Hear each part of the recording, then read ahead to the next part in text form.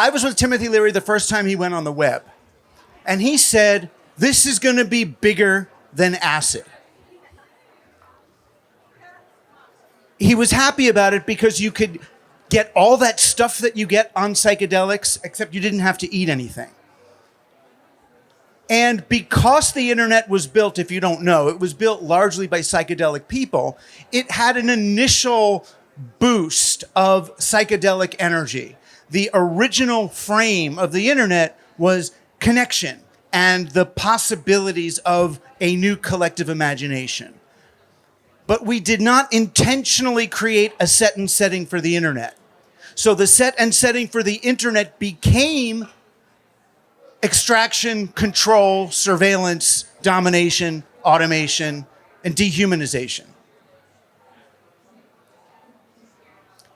And that sensibility, that industrial age double down sensibility, has informed activism and even climate activism to this day. All of us great little digital climate activist pioneers.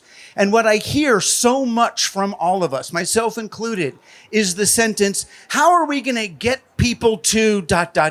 How do we get people to do this? How do we get people to care more? How do we get people to behave differently? And the whole construction of how do we get people to is an industrial age, top-down, dominator, non-psychedelic approach to change.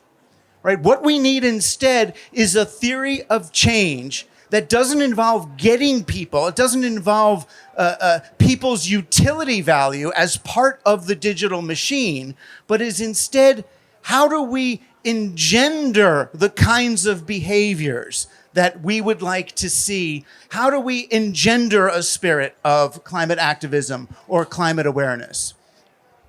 And that's very different. It's much more like saying, how do we create a set and setting for climate activism? So for me, psychedelic climate activism is not, oh, we took a bunch of mushrooms, got a new sensibility, and now we're going to change the world. Rather, it's using what have we learned by doing psychedelics about how to create the set and setting for what we want to see in ourselves and other people. So for me, that amounts to a theory of change. That's what activists would call it. What psychedelic people call set and setting, activists call a theory of change. A theory of change means that you've created a set and setting for what you want to see. So the last 30 years of my work, since that moment with Timothy Leary, has been about figuring out what is a theory of change for an appropriate set and setting. And it comes down to four main interventions that I'm attempting to foment and share. The first one has too big a name right now. It's called denaturalize power. Denaturalizing power simply means saying, since when? Right? Since when? It's about distinguishing between conditions on the ground, conditions of nature, and constructions of people. Right, so an example would be, it just happened, I was in a scary moment. I was on cable TV getting interviewed about AI, and I was in a mood where I just didn't care about AI anymore. It's like, whatever, it's gonna be fine. We're gonna be fine. And they kept asking me, like, oh, aren't you worried about this? Aren't you worried about that? And then the guy finally said, well, what about the unemployment problem? And this is where I played denaturalize power. What about the unemployment problem? What about the unemployment solution? Who wants a job? Right? When were jobs invented? Jobs were invented in late medieval Europe, right? When we got disempowered, when they created the chartered monopoly, we weren't allowed to be in business for ourselves, so we became employed.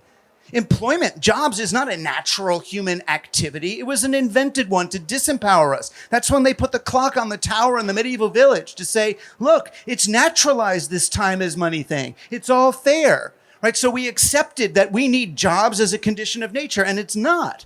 Right? And once you denaturalize power, that triggers people's agency. And that's the second one, trigger agency. So how do you trigger people's agency? Well, for me, it was the first time I used a computer. And that's 5 minutes. First time I used a computer.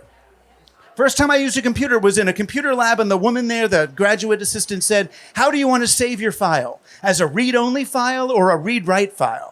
Like, what the hell is a read-write file? Oh, read-write file is a file someone else can look at and then change themselves. It's like, wow, read or read write. And then I thought, as I looked out in the world, I've been told that I live in a read-only media universe. TV is read-only.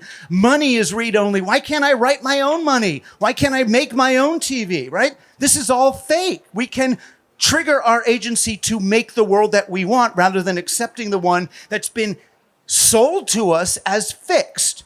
But once we trigger agency, then what? Then comes number 3. Right? Re-socialize the people. I'm not going to have agency alone. I'm only going to have agency when I'm actually working and doing things with other people. But we've been conditioned to be afraid of each other. I needed a drill to put up a picture in my house. And what's my impulse? Go to the Home Depot to get a rechargeable drill that I'm going to use once, leave in the garage, never use again. Right? Send kids into mines for rare earth metals. Gah. Right? Instead of what? Knocking on my neighbor's door and saying, Bob, can I borrow your drill? Right? If I start borrowing Bob's drill and he's borrowing my lawnmower, what's the problem here? Is that we're going to become friends. It's scary. Then he's going to want to come over to a barbecue because he lent me his drill. And then he's going to be having fun at my house, and I'm not going to need people to drive from far. I'm going to meet my neighbors. And that's dangerous once we're all meeting each other and sharing things, because then what happens to the drill company? Right? What happens to all the people, all of the investors that are depending on the exponential growth of these companies and us being so alienated from each other that we won't borrow and share? Right? When I mentioned that at a talk, and someone actually got up and said, well, what about the drill? What about the company? What about the jobs of the people who are working in that drill company? Oh, right. So I've got to borrow a drill. I've got to buy a drill rather than borrow it, so it saves the job that someone doesn't even want. Right? I don't want a job. I want stuff. I want money. I want meaning. I don't want a job. Right? So when we re-socialize people, when they reconnect in all these ways that we connect, what happens? It cultivates awe. And that's the 4th one. And a lot of people have talked about awe and joy. It cultivates awe. Cultivating awe is dangerous. Because once people are in a state of awe, what happens? They stop caring about all the stuff that we're supposed to be worried about. When you have an experience of awe, it changes your cytokine response. Your autoimmune system changes. You're more generous for days after a moment of awe, of experiencing yourself as connected to something greater. And the way we engender awe is through art and culture and sex and music and, yes, psychedelics. So we have a psychedelic theory of change to create a set and setting for a culture that is dedicated to climate in ways that we invent together in fun. Okay, thanks. Thank you. Thank you so much, Douglas. Wow. Thank you. Thank you so much.